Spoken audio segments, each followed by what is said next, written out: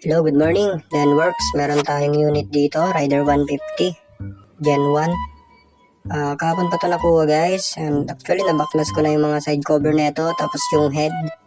Ibababa lang natin yung makina ngayon kasi kahapon hindi siya makik. Ito ang salarin guys, yung kanyang timing chain na naputol. Tapos may mga metal parts tong timing chain na nadurog. At papalitan na rin natin yung kanyang valvula kasi nabaliko.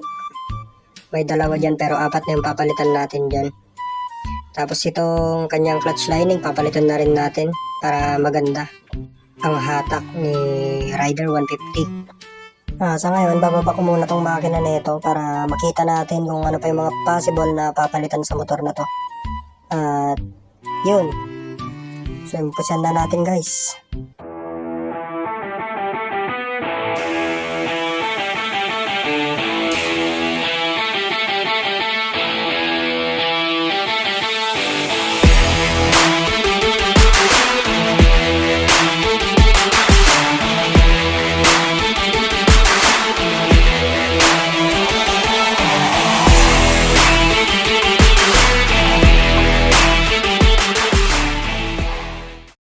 Ayan, ibaba ko na yung kanyang makina.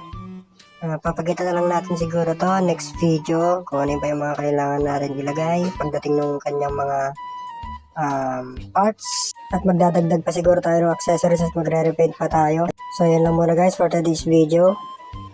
Bye!